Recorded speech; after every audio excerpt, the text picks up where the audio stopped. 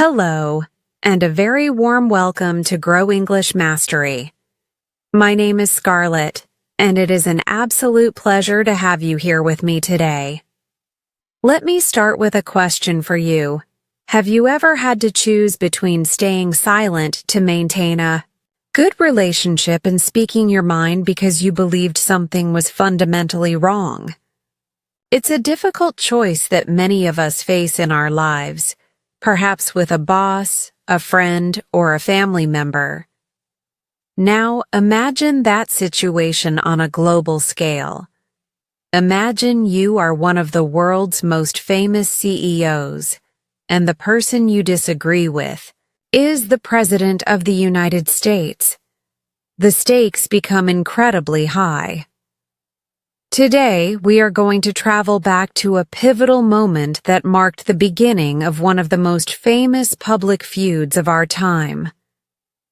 We are exploring the story of when Elon Musk, then an ally of President Donald Trump, publicly confronted him by calling a new tax bill shameful. This was not just a minor disagreement. It was the first major crack in their alliance. A bold move that had significant consequences. Why is this story so important for us as B1 English learners?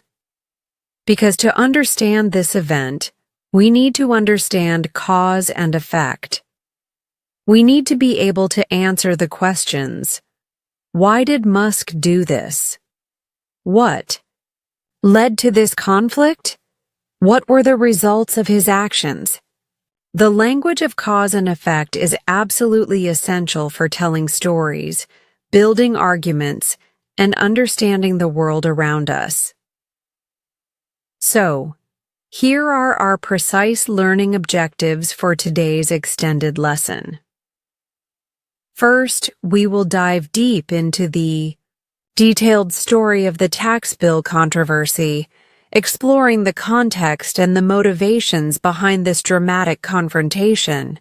Second, we will learn and practice 10 essential vocabulary words related to policy, economics, and conflict, with numerous examples for each. Our main grammar focus will be a comprehensive guide to the language of cause and effect, from simple connectors to more advanced phrases. And finally, I will provide you with detailed, practical techniques to build your confidence in using this language in your listening, speaking, reading, and writing. This is a story about conviction, conflict, and consequences. By the end of our 40 minutes together, you will not only have a deep understanding of this fascinating event, but you will also possess the language skills to explain the causes and effects of any situation with clarity and confidence. Let's get started. To truly appreciate the drama of this confrontation, we must first paint a picture of the time before the conflict. There was a period, early in the Trump presidency, that could be described as a honeymoon phase between the ICE new administration and the tech mogul, Elon Musk. President Trump came into office with the promise of shaking up Washington and running the government with business-like efficiency. To achieve this, he sought allies in the corporate world, and there was no bigger symbol of modern American industry and innovation than Elon Musk. Musk was invited to join several presidential advisory councils. His most significant role was leading a special task force, the Department of Government Efficiency. This was a perfect match, at least on the surface. Musk, a man famous for his relentless drive to cut costs and improve processes at SpaceX and Tesla, was now tasked with applying that same logic to the vast U.S. government. For a time, they were a powerful and highly visible team. They met at the White House, and Musk's presence signaled a bridge between the political establishment of Washington, D.C., and the technological hub of Silicon Valley. The public saw a president who valued innovation and a CEO who was willing to serve his country. Their shared goal of efficiency created a strong, if unlikely, alliance. Many believed this partnership would lead to significant positive changes. But this alliance was built on a shared goal, not necessarily a shared ideology. And the first test of that foundation came in the form of a major piece of legislation: a new tax bill. A tax bill is a proposed law that details how a government will collect money from its citizens and corporations. This particular bill was the centerpiece of the president's economic agenda. Its main feature was a significant cut in the corporate tax rate, the tax that businesses have to pay on their profits. The proponents of the bill, including the president, argued that cutting this tax would encourage companies to invest more money in the U.S., create more jobs, and stimulate the economy. However, the bill also had another significant effect. It was projected to add trillions of dollars to the national debt over the next decade. The national debt is the total amount of money that a country's government has borrowed. A budget deficit occurs when the government spends more money than it collects in taxes in a given year, and this deficit adds to the overall debt. Critics of the bill, including many economists, warned that while the tax cuts might provide a short-term boost, the long-term consequences of such a massive increase in debt could be very damaging for the country's financial stability. This is where Elon Musk entered the picture, not as an ally but as an opponent.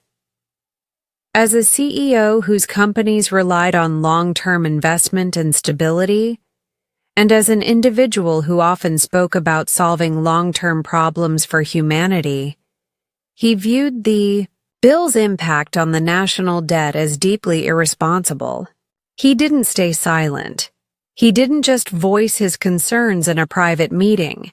He chose to take a very public stance. Using his powerful social media platform, Musk launched a direct critique of the legislation. He explained that he was not against tax reform, but he was against this specific bill. He argued that adding so much to the deficit was a terrible fiscal policy. He then used a single powerful word to describe the bill. He called it shameful. That word shameful was like a lightning strike. It was not a technical critique. It was a moral judgment. It implied that the legislation was not just economically flawed, but ethically wrong. For a prominent advisor to the president to use such a word to describe the president's signature legislative achievement was an act of open defiance. It was a direct confrontation. The aftermath was immediate and explosive. The media seized on the comment, and headlines about the Trump-Musk feud were everywhere. The White House was forced to respond, defending their policy and downplaying Musk's role. This event created a deep and lasting crack in their relationship. Musk's public denouncement of the tax bill alienated him from the administration. The trust that had existed was broken. He had chosen to speak truth to power, as he saw it, and in doing so, he had transformed himself from a presidential ally into a high-profile critic. This single event, this one word, became the cause of a long and public conflict, and its ramifications would be felt for years to come. This story is rich with powerful vocabulary. To discuss it accurately, let's master 10 essential words and phrases. I will provide a detailed definition and several examples for each to ensure you understand them deeply. Our first word is legislation. Legislation. Legislation is a law or a set of laws made by a government. It's a more formal word for law or bill. For example, the new tax legislation was the president's top priority. Another example, there is a call for new legislation to protect the environment. And one more, the company must comply with all national laws and international legislation. Second, we have fiscal policy. Fiscal policy. Fiscal policy refers to the way a government adjusts its spending levels and tax rates to monitor and influence a nation's economy. For example, Musk argued that the tax bill was a poor fiscal policy because it increased the national debt. Another example, the government's fiscal policy is aimed at reducing inflation. In a question, what do you think is the correct fiscal policy for a country in a recession? Our third word is to denounce. Denounce. To denounce someone or something is to publicly state that they are wrong or evil. It's a very strong form of criticism. For example, he used his social media account to denounce the new law. Another example, the group denounces the use of violence in any form. And one more, the leader was denounced as a traitor by his former allies. Fourth is ramifications. Ramifications.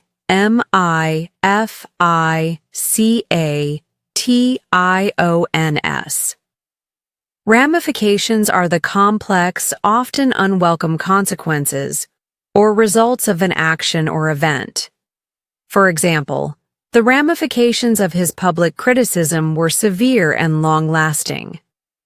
Another example, the decision to close the factory had serious ramifications for the entire town.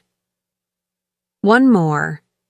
Before we make a decision, we need to consider all the possible ramifications. Fifth, let's look at a pair, proponent and opponent. A proponent is someone who supports a plan, idea, or theory. An opponent is someone who is against it. For example, proponents of the tax bill said it would create jobs, while opponents worried about the deficit. Another example, she is a leading proponent of renewable energy, and he has always been a strong opponent of government censorship. Sixth is the verb to alienate, alienate. To alienate someone is to cause them to feel isolated or to become unfriendly or hostile. For example, his sharp criticism of the president served to alienate him from the administration. Another example, his arrogant behavior alienated many of his colleagues. And one more, a company should be careful not to alienate its most loyal customers. Seventh is irresponsible. Irresponsible.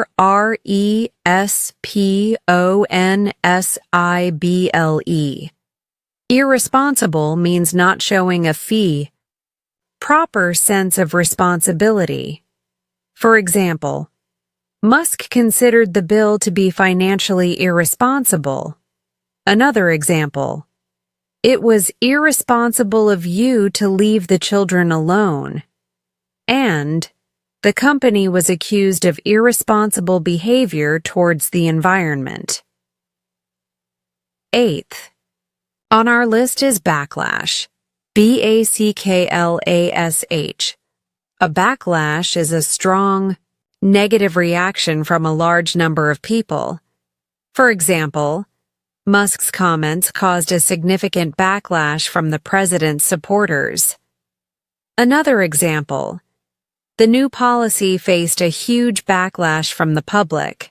And one more. The company experienced a consumer backlash after raising its prices. Ninth is stance.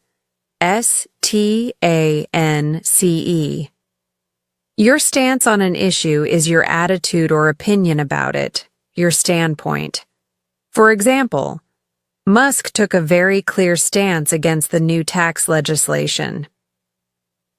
Another example. What is your stance on the issue of climate change?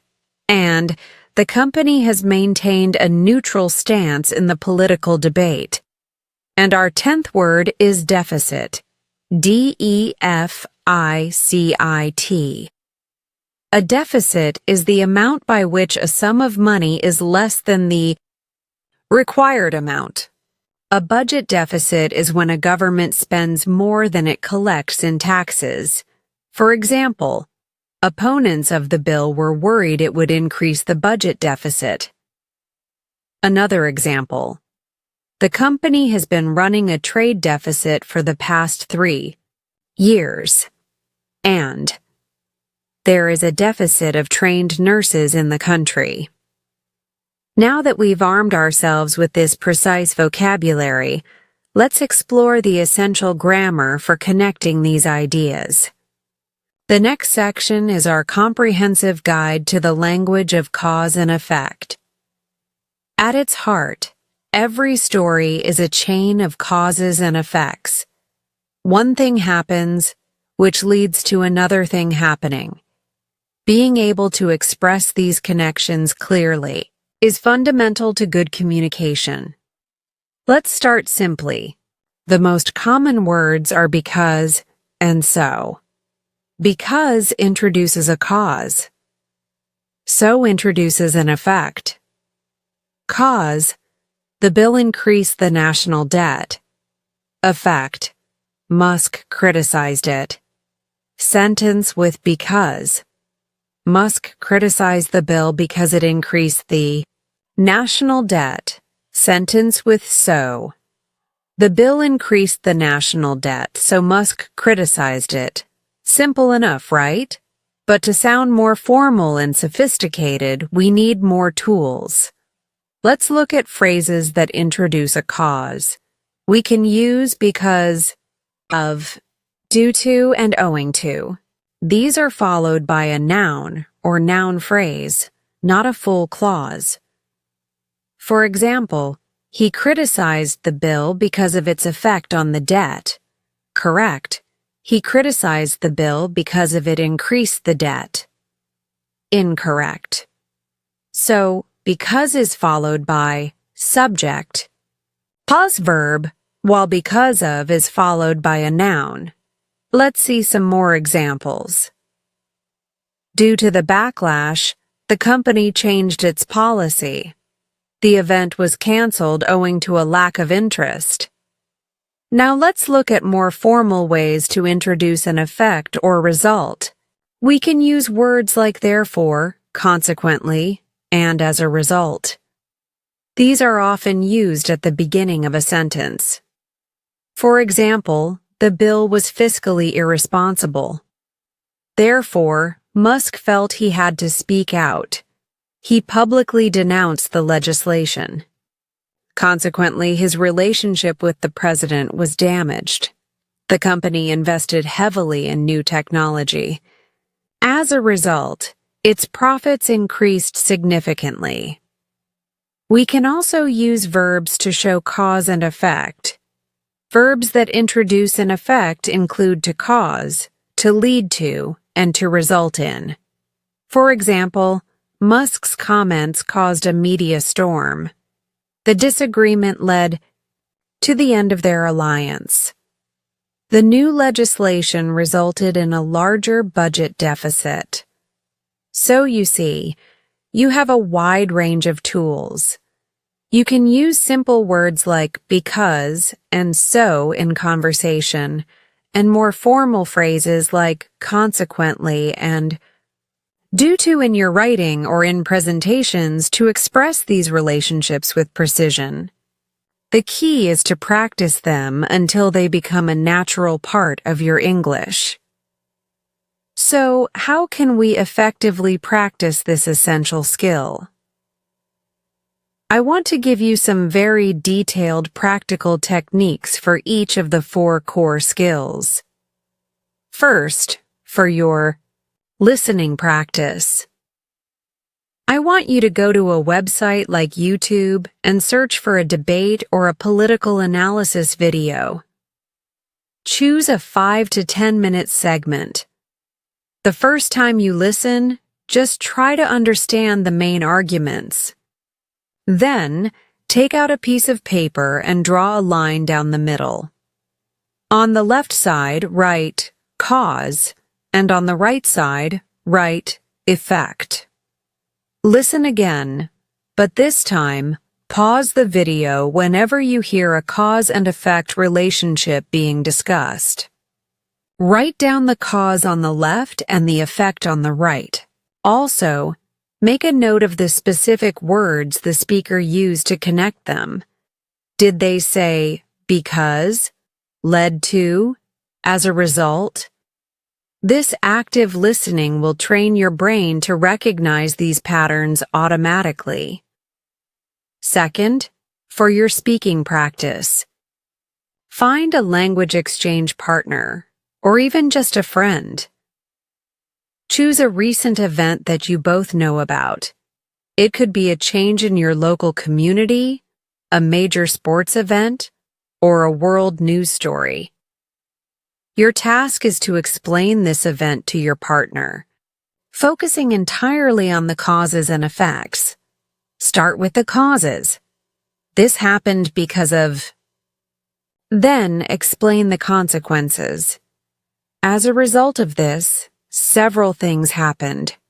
First, try to use at least 3 different cause and effect phrases during your explanation.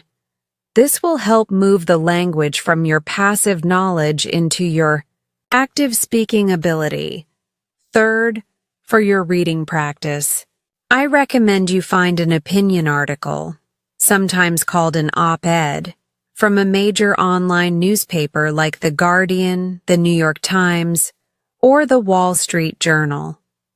These articles are essentially long arguments, so they are filled with cause and effect. Language. As you read, use a digital or physical highlighter to mark every sentence or phrase that describes a cause and effect relationship. Analyze how the writer builds their argument from one point to the next.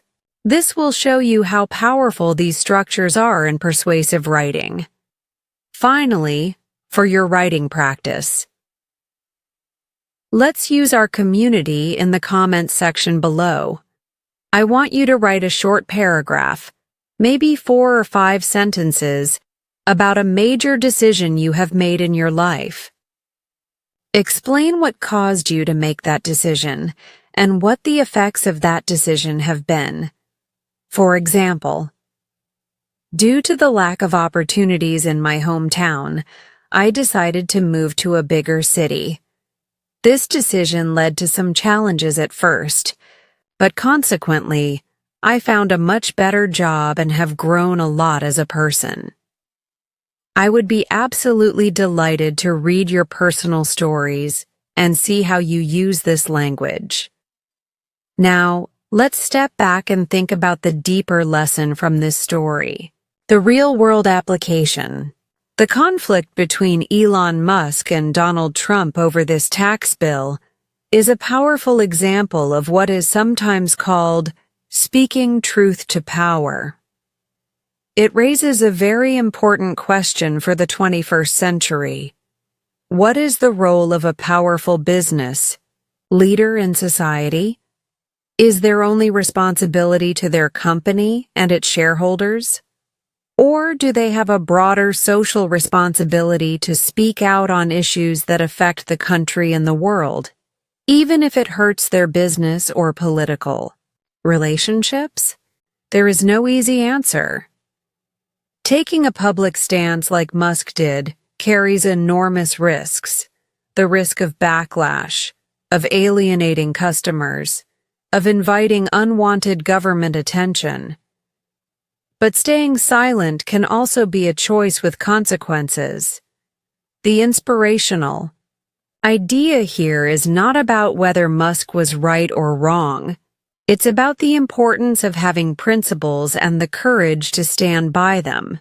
It's a lesson about civic engagement and the idea that in a healthy democracy, debate and disagreement, even between powerful people, are not necessarily a bad thing.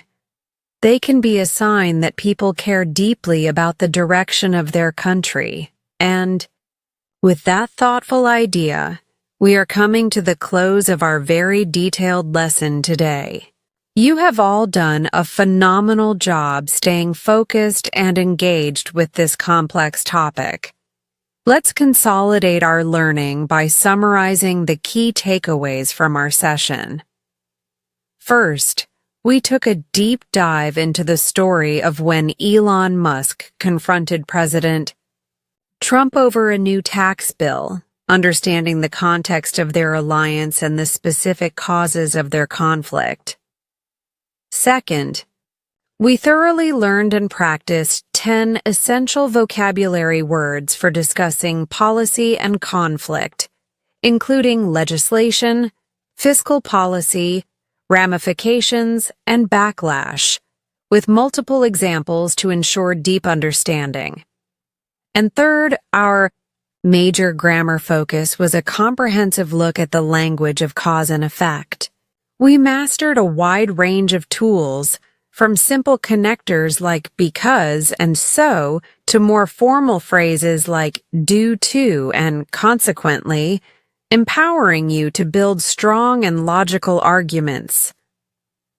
As you go forward, I want to encourage you to use this powerful language in your own life. When you express your opinions in English, don't just say what you think. Explain why you think it. Use the language of cause and effect to make your arguments more persuasive, your stories more compelling, and your reasoning clearer. This is how you move from being just a speaker of English to being a powerful communicator in English. Remember that every time you explain your reasoning, you are building a stronger, more logical mind. Thank you so very much for your dedication and for spending your precious time with me here at Grow English Mastery. If this detailed, in-depth lesson was valuable to you, please let me know by leaving a comment. I truly love reading your writing practice and your thoughts. If you know someone else who is working hard to improve their English, please consider sharing this video with them. Learning is always more effective and more fun when we support each other. And finally, if you are not yet part of our community, please take a moment to subscribe to Grow English Mastery and click that notification bell. We have many more deep dive lessons like this one planned for you. My name is Scarlett. Keep questioning, keep connecting ideas, and keep growing. I look forward to seeing you in our next lesson. Goodbye for now.